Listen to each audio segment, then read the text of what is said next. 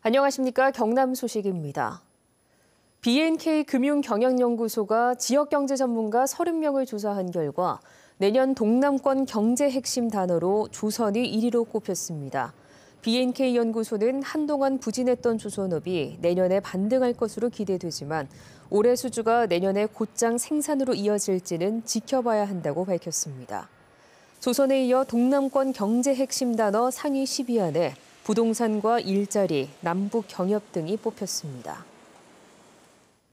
경기 침체로 경남신용보증재단이 소상공인의 빚을 대신 갚는 대위 변제액이 올 들어 300억 원에 이르렀습니다. 경남신보는 대위 변제 금액이 꾸준히 늘어 지난 2016년 168억 원에서 지난해 209억 원, 올해는 300억 원이라고 밝혔습니다. 신보는 보증서를 발행해 소상공인들이 대출을 받게 해주지만 소상공인이 대출금을 내지 못하면 빚을 대신 갚아야 합니다.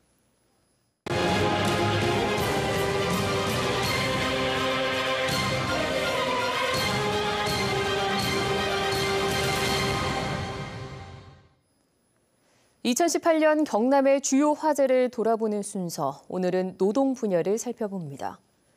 성동조선을 비롯해 한국-GM 비정규직, 또 CJ 대한통운 택배노조원 등 노동자들은 그 어느 때보다 힘든 한 해를 보냈습니다. 차주아 기자가 정리했습니다. 법정 관리 대상이 되면서 분할 매각 절차에 들어간 성동조선. 노동자들은 구조조정에 반대해 겨울에는 눈 내리는 광화문 광장에서, 여름에는 폭염 속 경남도청 앞에서 노숙농성을 이어갔습니다. 부당함과 억울함을 저희는 반드시 알려야 되겠다 해서 이런 굳은 날씨도 마다하지 않고. 경영 정상화 합의는 끌어냈지만 노동자들의 불안은 계속되고 있습니다.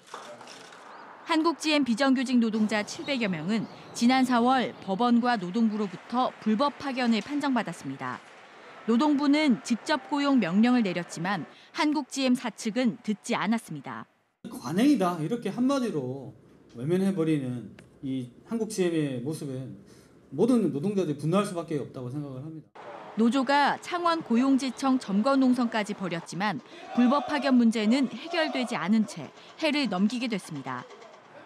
물품 분류 작업에 대한 임금 지급 등을 둘러싼 갈등으로 올해 2차례 파업했던 CJ 대한통운 택배노조.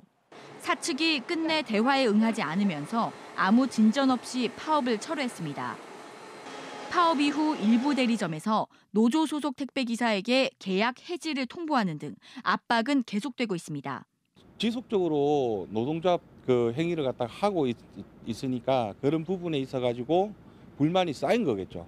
우리의 권리를 주장을 했지만 단 한 개라도 이때까지 이루어진 게 없습니다. 최악의 경남 경제 침체 속에 노동계는 한파보다 매서운 한 해를 보냈습니다. KBS 뉴스 차주아입니다. 정의당 경남도당이 논평을 통해 창원시 고문 변호사이면서 창원시 위탁기관의 비리 의혹을 변호한 하귀남 변호사에 대해 더불어민주당 경남도당 출당과 함께 대도민 사과를 촉구했습니다.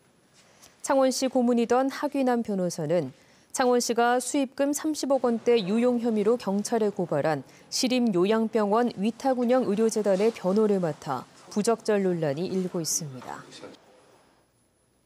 창원 중부경찰서는 술에 취해 차를 몰고 보행자를 치고 달아난 혐의로 24살 A씨에 대해 구속영장을 신청할 예정입니다.